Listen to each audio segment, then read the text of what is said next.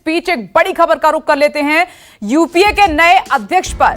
शिवसेना और कांग्रेस के बीच तनातनी लगातार बढ़ती जा रही है। सामने में छपे लेख को लेकर कांग्रेस के बड़े नेताओं ने अब मोर्चा खोल दिया है। महाराष्ट्र के पूर्व मुख्यमंत्री अशोक चव्हाण ने अब शिवसेना पर तीखा हमला बोला है और कहा है कि शिवसेना को हिदायत दी है कि जो पार्टी यूपीए का हिस्सा नहीं, वो यूपीए के नेतृत्व के बारे में कांग्रेस को सलाह बिल्कुल ना दें। सोनिया गांधी जी का नेतृत्व यूपीए के लिए भी अभी भी सक्षम है। आपको बता दें कि शिवसेना के मुखपत्र सामना में इशारों में एनसीपी अध्यक्ष शरद पवार को यूपीए की कमान दिए जाने की बात भी कही गई थी। सुनिए।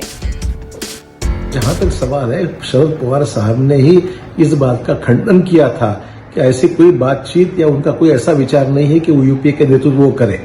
दूसरी बात, संजय राउत ने जो कहा है कि शरद पवार ने नेतृत्व करने के बारे में जो बयान दिया है, मैं समझता हूं कि शिवसेना के साथ हमारा जो गठबंधन हुआ है वो महाराष्ट्र की हद तक सीमित है और वो भी एक कॉमन मिनिमम प्रोग्राम के तहत ये फैसला हुआ है।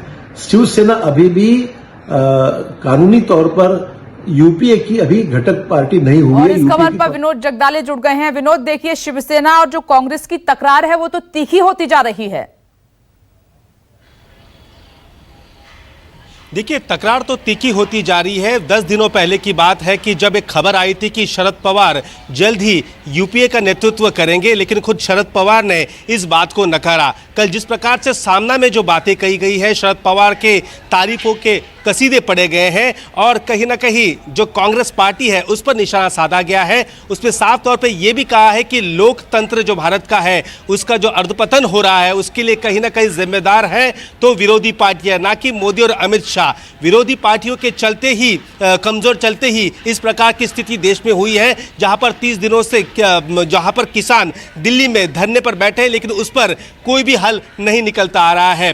फिलहाल बात करूं महाराष्ट्र महाविकास आघाड़ी सरकार के बारे में, तो यहां पर जिस प्रकार से सामना में जो अग्रलेख आया है उसके बाद अशोक चव्हाण जो पूर्व मुख्यमंत्री और मौजूदा मंत्री है, उन्होंने शिवसेना पर सीधा हमला किया और खास करके ये कहा है कि शिवसेना का गठबंधन सिर्फ महाराष्ट्र में है, महाराष्ट्र में ये तीनों पार्टियों की सत्ता है, लेकिन यूपीए में अब तक शिवसेना की कोई जगह नहीं है, इसलिए शिवसेना इस पर बयानबाजी ना करे। खुद सोनिया गांधी का नेतृत्व यूपीए में शामिल सभी पार्टियों ने स्वीकारा है और सोनिया गांधी इसे बेहतर तरीके से चला रही है यूपीए को, तो शिवसेना इस पर बात ना करे तो सीधा एक प्रकार से कह सकते हैं कि ये धमकी समझी जाए शिवसेना के लिए कि वो ज्यादा इस पर ना बात करे। पिछले दिनों आपको पता ही होगा, बड़ी हिदायत दी गई है कांग्रेस की तरफ से। विनोद जगदाले, शुक्रिया जानकारी देने के लिए।